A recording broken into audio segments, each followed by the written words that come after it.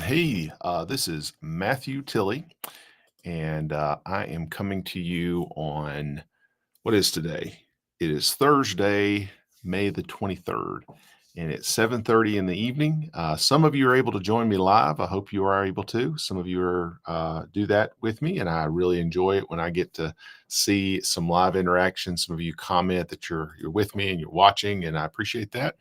But that's okay if you can't, because some of you are able to join later and you can catch this maybe after your work is done and you're able to sit down at the house for a few minutes and maybe flip it on YouTube or on Facebook.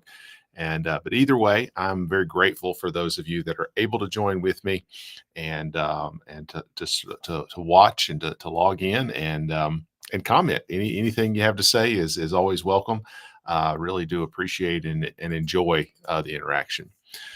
It's been a week or two since I've done this. I've been a little bit lax in this. I've just candidly a little bit busy. It's an excuse more than anything, but I do enjoy doing this. But the last couple of weeks, and actually we got another couple of weeks to go. Been a lot of preparations for my son's wedding, Eli, and we've been just busy getting that ready. So just kind of that time of year for us. I'm hopeful. And then Vanessa, some of y'all know that she's doing nursing school now, and she had a little break there, but then now she's back at it. So that just gets everything. If you know me and my habits, I'm used to Vanessa kind of catering to every whim that I have, and with her being busy, I'm kind of lost. I'm like a child that's lost his mom and daddy. But no, all seriousness, just a busy time, and I imagine y'all are the same way. It's just kind of seems like it happens that time with the school's about to be out with Jude. He's about to be finished with school for the year, and it's just kind of a weird time. But all is good. It is now starting to get warm up here in the mountains, and we're glad for it. But at the same time, I have got pollen everywhere. I have just my head is just feels like it is about to explode with pollen. But we're going to be okay. We're going to enjoy the good weather, the beautiful trees and flowers and all that. But won't take a whole lot more time on that. Let's go right into our Bible study. And this is a study that I am doing on Wednesday nights with my church, which is North Beaver Baptist Church in West Jefferson, North Carolina. If you're ever up this way, if you're not from this area, if you're ever up this way, we're out on Highway 163, right there on the New River. It's a beautiful. The Lord's blessed us with a beautiful setting, a beautiful church, and just some wonderful people there. But I get to teach them on Wednesday night. We spend some time in prayer and Bible study on Wednesday evenings, and I've been studying with them through the first half of First Samuel. We did the first section, which is what we're still doing here on this broadcast, which is chapters 1 through 8. It's kind of the beginning, or it's not the full life of Samuel, but it's the beginning of the life of Samuel. That's what we're studying. We're in chapter 5 tonight, is where we'll be. The church, we've actually are a little further ahead. We are now almost wrapping up with Saul's monarchy, Saul's kingdom. So we're doing that on Wednesday nights, but we're continuing to do that. But I do this for those of you that either aren't in this area, so you're not able to join us on Wednesday nights, although you're always welcome, as well as some of our church members who can't make it out for different reasons, just don't like to get out at night or not able to drive at night or work or things like that. So I'm hopeful this will be helpful to you.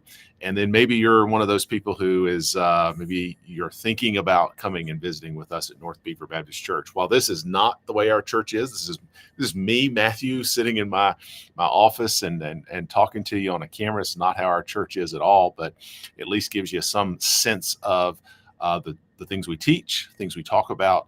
I hope that this will be a blessing to you. And of course, even if you never do come to our services, we want to help you any way we can. So just know that you got some folks up in West Jefferson that love you, care for you, and we want to be a help to you. We're going to be in 1 Samuel chapter 5 tonight. And the story, I'll probably, because it's a sort of a lengthy section, I'll probably won't read all of it together. You'll have to, I hope you will open up your copy of God's Word, read along with me. I'll point out a few verses, but it's going to be best if you study this on your own, and use my commentary to be just that commentary, maybe something to spark your thinking. But then you want to dig in and meet the Lord in the scriptures yourself. And again, as we're talking, maybe we can help each other on this. But bottom line is, you need to study it yourself, and I want to be a help to you as we do it.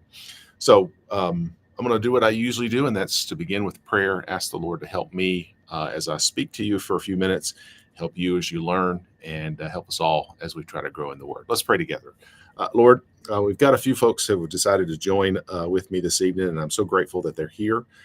I do ask you to bless them, not because they've joined me, but because they are showing an interest in what your word says.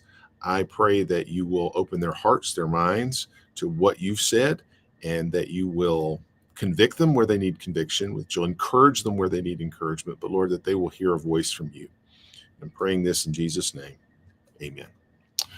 1 Samuel chapter 5, where we have picked up is, or rather in chapter 4, essentially, you have got the Israelite nation who has made really a kind of a grave error. And I say it's the nation, it's really the elders of the people. It talks about that in chapter 4, verse 3. It's the elders of the people, the leaders, if you will, who have made this choice. But it's been a grave error because they were in battle with the Philistines.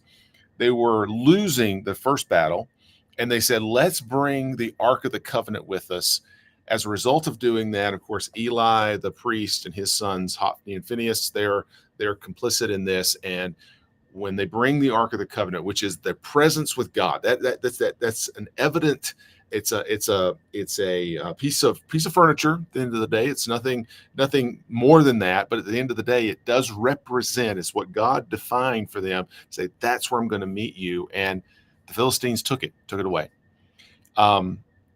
And where they are now in chapter 5 is that ark is out of Israel. In fact, in chapter 5, we don't really get back to Israel until the end of chapter 6. That's when you're going to get back to Israel. Most of chapter 5 takes place in the Philistine country, the country of Philistia. That's where you're going to find that's where the setting of this really is.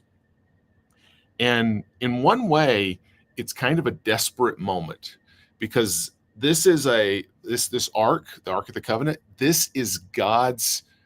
It's something that it was precious to the people of Israel. It was important to their religion. It was their again. It was that connection. It was that place where God would meet them.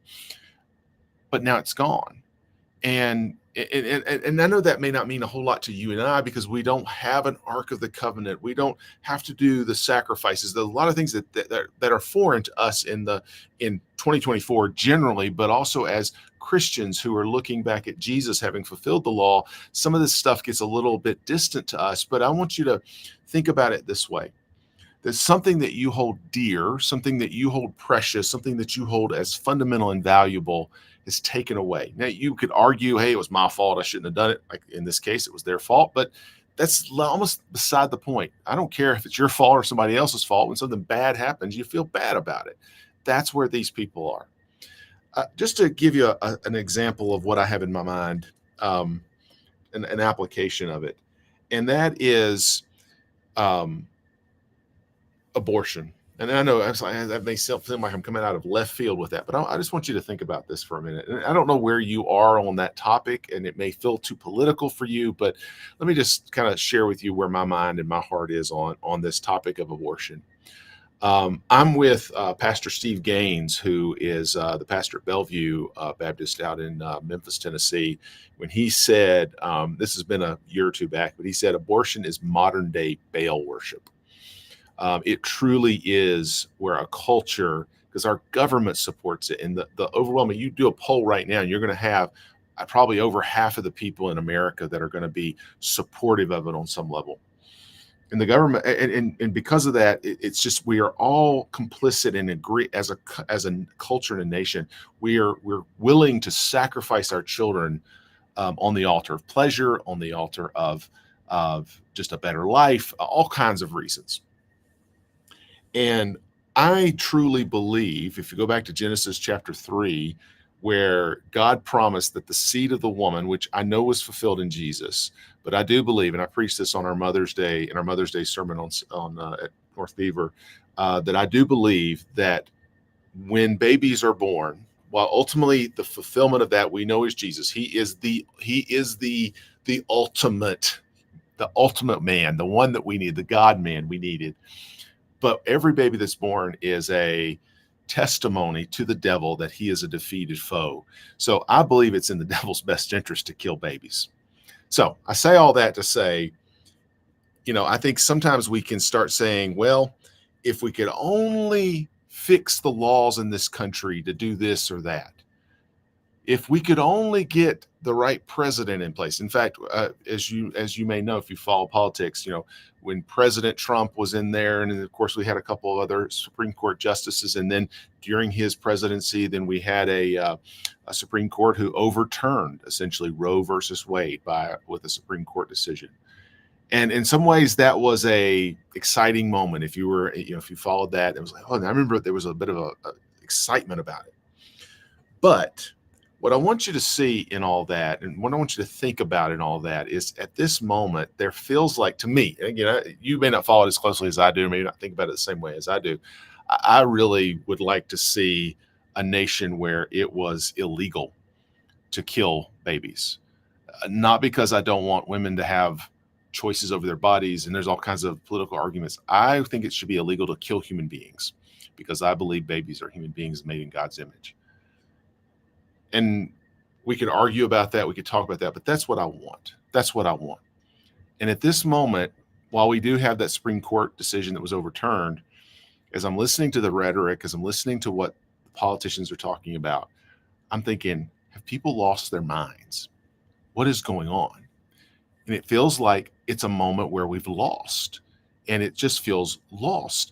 I could say the same thing, and I know I'm sort of switching topics, but I'm trying to get you in the mindset of having lost something that feels very important to you and feels like you've got to win it back. Another example of it is this conflict over in the Middle East between Hamas and the Israelite nation, Israeli nation, excuse me. In my mind, it's like, what is wrong with people? Why don't they understand this? And it feels like you almost want to shake some people, say, I've got to fix this. But what I want you to see is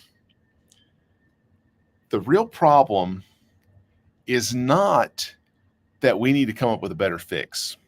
We need to vote in the right people. We need a government that'll do what we want. We need to change people's minds. Again, I'm not against voting. I'm not against trying to have convincing stories and messages and all that. Those are all great and fine. Those are good things.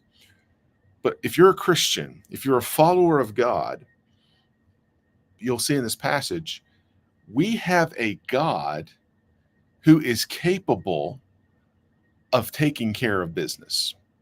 You've got this thing that was lost, this Ark of the Covenant, and we could take that, and in place of that, you could say what you have lost. What is it you have lost? What have you no longer have that you feel like you should have?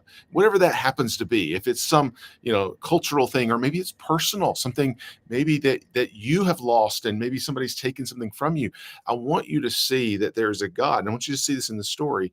There is a God who is capable, more than just capable, who has time and again defeated his enemies. He defeats his enemies. In this story, he does not need anybody. Nobody else shows up to defeat his enemies. In fact, if you'll look in the first 5 verses, you're going to see that they brought the Ark of the Covenant into the temple of their God. His name is Dagon, Dagon, Dagon. They bring their God into the temple of Dagon. And they purposely set up the Ark of the Covenant in a way so that it is subservient, almost like it's as if the Yahweh God is worshiping Dagon. And it seems like not only is the Ark gone, but if the Israelites knew that the Ark was in this position, it would have been such a sacrilege to their religion and all these things. And they were saying there, listen, it says they took it and they brought it into the house of Dagon and set it by Dagon. So they're really trying to put God in a underling position to their God, Dagon. But look what happens in verse 3. When they get up the next morning, Dagon, who was is sort of this fish god, so he's kind of almost like, think about a mermaid. So top is half man and bottom half is a fish. So it's that kind of mermaid merman kind of concept. Um, but when they get up the next morning, is not only is he fallen down, which is, I mean, he's fallen down. He says he's fallen down with his face to the earth before the ark of the Lord. So here they thought they were putting God, Yahweh, in a subservient position to Dagon, but God, while they are all sleeping, knocked Dagon down so that he was worshiping, or in a position of seeming to be worshiping, the one true Yahweh God. That's what happens while they're gone. Now, now it's interesting to compare what Yahweh does compared to what Dagon does. Remember, Dagon, he is literally a dumb idol that is made out of rock or wood or something like that. But what happens? They, in verse 3, they set him up in his place again. Dagon can't fix himself. Now you're going to find out in this story. I can sort of give you the sneak peek. God, without any help from anybody in Israel, God brings back the Ark of the Covenant back to Israel. God does this all by himself. Dagon, on the other hand, has to have all these underlings, if you will, come and help him get himself back together. So that's what happens in verse 3. Then the next morning, so they've got him set up again. So they're like, okay, we got it. It was just a fluke. Well, the next morning, they got him set up, but the next morning, look what happens. In verse 4, they rise up early, and Dagon was fallen on his face to the ground before the ark of the Lord, and the head of Dagon and both the palms of his hands were cut off upon the threshold. Only the stump of Dagon was left to him.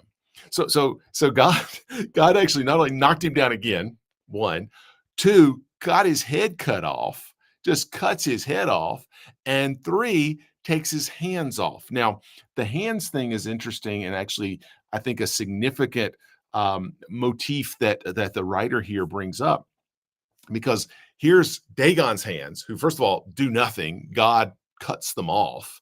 On the other hand, if you go through this passage, you're going to see in verse 7 that God's hands, Yahweh's hands, were sore upon the Philistines.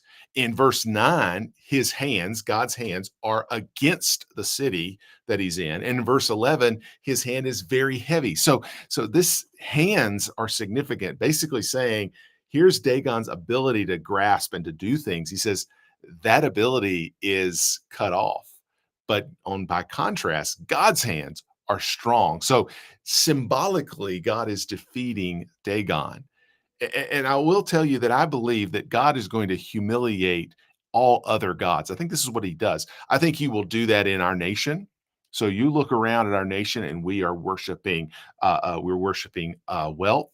We're worshiping possessions, materialism. We're worshiping power. We're worshiping all of these things in our nation, and we're willing to, as I was talking about with the abortion issue, we're willing to put other things in front of what really matters: humanity, people, women who actually need help, babies who need help. We're, instead of that, we're saying, no, we're willing to sacrifice them, put them off to the side so that we can put, and those things, those material possessions, the power, the money, the prestige, whatever those things are, they are going to do us no good on a more personal level. We might prioritize our retirement. We might have our lives planned out.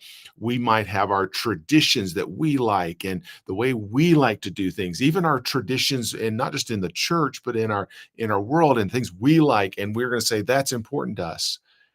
But remember, it's God and God alone that is God. Every other God, anything that we would put up as a priority, something that we would sacrifice for, that has to be in submission to the one true God. So God is going to humiliate every other God that is put up before him. Now, the other thing that he does is he judges all these other gods, or rather, all these people who side themselves with these gods.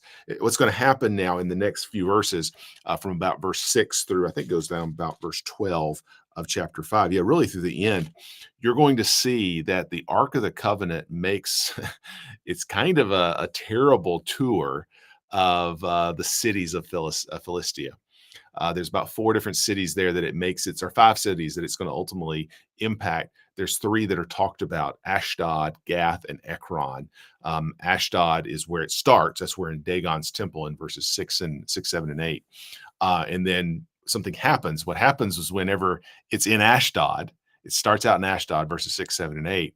But when it's there, if you go to verse 6, the hand of the Lord, remember I told you about the hand of God, his hand is heavy upon them at Ashdod, and he destroyed them and smote them with emerods, even Ashdod and the coasts thereof. So what God does here, so he destroys them, it says, which one way of taking that is there's actually death and destruction that happens. At the very least, he humiliates them, and there's judgment that's happening.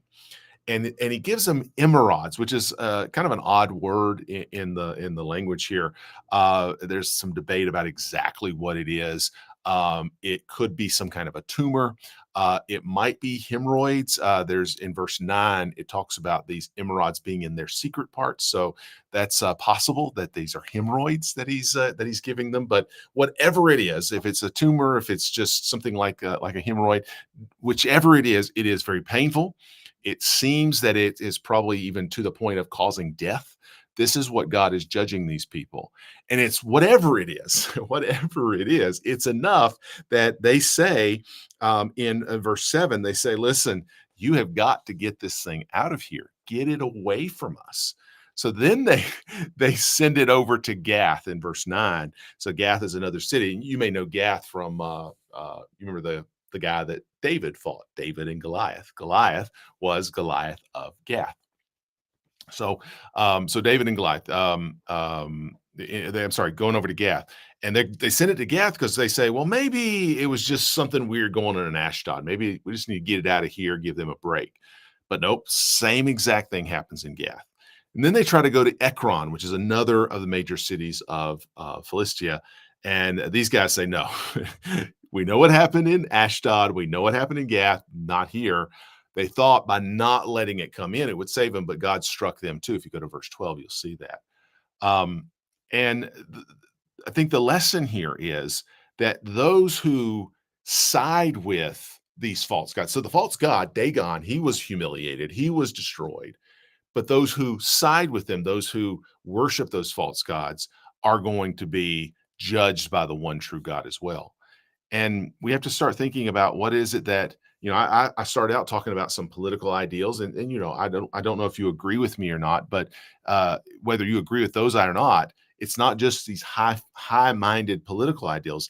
These can be very basic things that you and I care about on a day-to-day basis.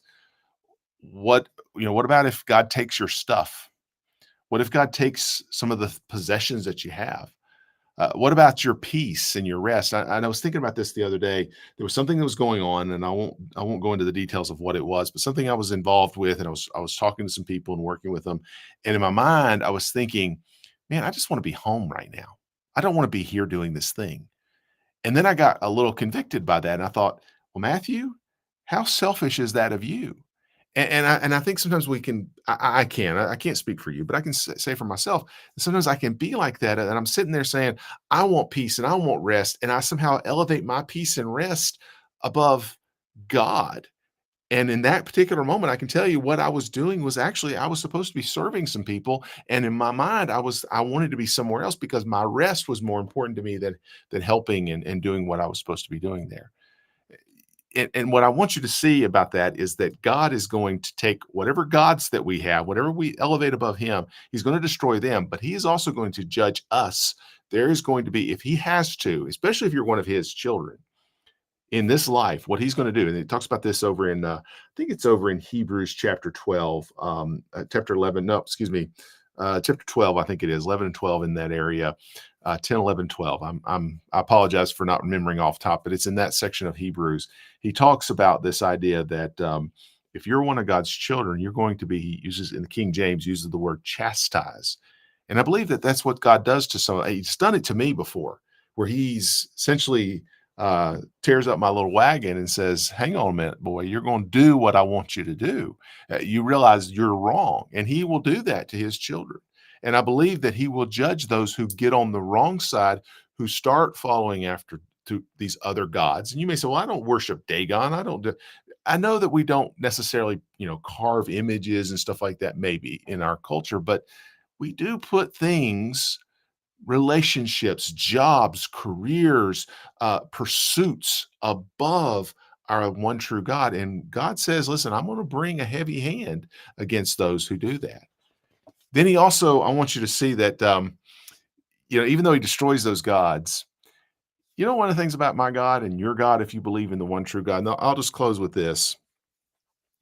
He doesn't need our help. And that was where I was going with the whole talk about, the situation in the Middle East. And you could talk about what's going on in Washington and whatever it is you think is wrong in the world, whether you agree with my things or not, whatever you think is wrong in the world, God doesn't need me to fix it. Now, don't get me wrong. I think we have a responsibility. I think we do. We have to stand up for what's right. We need to speak for the fatherless and the hopeless and the helpless. We need to stand in those gaps. But that's not to fix it. That's just simply to show the love and the grace that's been given to us to show it out to other people. God can do this all by himself. And I want you to see this in the story before I let you go. In in chapter 6, so just go to the first part of chapter 6. At this point, the ark of God has been in the Philistines' country for 7 months, it says. It is a disastrous 7 months. And the first few verses there are the people of Philistia figuring out, okay, how do we get this thing back? And they talk amongst themselves, and they basically devise this plan where they're going to put the ark up on a cart, and they're going to have some untrained, unrestrained milk cows that are going to pull this cart. And they really were saying, listen, we don't know what to do with it. We're just going to put it on this thing. And I've never dealt with cows before, so I don't really know exactly how all this works, but it makes some common sense to me that these cows who don't really, intended to pull things. That's not what they're trained to do. They're not like oxen or something like that. They're just cows that kind of hang out in the field, and they're milk cows. And I think they've just had their baby, so they might be a little skittish. So, but bottom line is they wanted these cows to be kind of random. They didn't want to push them in a direction. You don't see them in this passage, kind of guiding them or switching them or anything like that. And the purpose was they wanted those. They believed, the Philistines believed, that the Ark of the Covenant was the Israelite God. And just like they worshiped Dagon, they thought this box must represent what their God is. So they said, listen, I just want you to take, listen, if they could, they were saying essentially, God, go back where you want to go. And what's interesting about this, if you go to chapter 6 and verse 10, that they did all that they said they were going to do. They took the two milk kine, is the way it says in King James. They tied it to the cart, shut the calves at home. So these cows are all upset and bothered. And then they laid the ark of the Lord on the cart, the coffer, and they've got these gifts to Israel, or rather to the Yahweh God. Verse 12, and the kine took the straight way to the path of Beth Shemesh and went along the highway, lowing as they went, turning not to the right or the left. The lords of the Philistines went after the border of Beth Shemesh. And then in verse 13, the people of Beth Shemesh, which Beth Shemesh was where Israel was, they saw the ark and they were, of course, rejoiced to see it. Bottom line, you go back and read chapter 6, 1 through 13 to see this. Bottom line is God got the Philistines to put that ark on a cart, get some cows to pull it, and he directed those cows to go exactly where he wanted them to go. And it's not until chapter 6 and verse 15 that people in Israel put their hands on this ark. God all by himself without any human help. So you don't think God is in control? I think sometimes we can think, well, our unborn children are under attack. There's some kind of wicked agenda in this world. Maybe it's a little more close to home. You've got someone that you want to be saved, somebody you want to see. Maybe you have some pain in your mind or your body, or your heart. You're just brokenhearted, or maybe there's an addiction that's destroying you, and it's destroying you. I want you to understand that God Yes, we have a responsibility, but God does not need our help. He is powerful and He is God all by Himself. And it's not that these things should not bother us. They will, and they will. I mean, if your heart is broken, if you've got a loved one, a daughter or a son that maybe you'd like to see come back to God, or if you've got a husband or a wife that you want to want to see saved, or you've got some worry on your mind, yes, these things bother you, but that's why First Peter chapter 5 verse 7 says that we must cast our cares on Him, because He's the one who cares. He's, again, not cares in the sense that He loves us. He does love us, but He cares in that He does it. He takes care. He handles it. He is the one that is in control all the way and all the time. So I'm going to close right there and just try to leave you with this message that God can take care of His enemies all by Himself. I want to just get Christians, if I can, if I had anything to do with it, nobody's listening to me on that one. I can tell you that. I say nobody, but you know what I mean. Nobody's asking my opinion on this, but I'll tell you, if I could get us Christians out of the fretting and freaking out business, I sure would. We need to be of all people, we need to be the people who are so trusting in the God that is, the God that was, and the God that will be. We believe in a God who, I mean, miracle of all miracles. At North Beaver, we're going to be celebrating one of the miracles of God on Sunday. We're going to be baptizing a young man who came to faith in Christ, probably about 2 months ago, I think, month and a half ago now. We're going to be baptizing him. Why are we doing that? Because there's a God who sent His Son, Jesus Christ, to die on a cross so that 2,000 plus years later, that young man who had been troubled in his heart, knew he had to be saved, he just had to be saved, could come and ask the Lord to save him. And we got to see that. That's the kind of God we serve.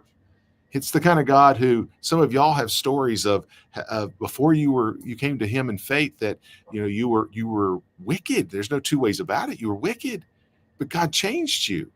Some of you, I've heard stories about people who were their marriage was at an end, their life was destroyed, but God, not you, not me, didn't turn it around. God turned it around.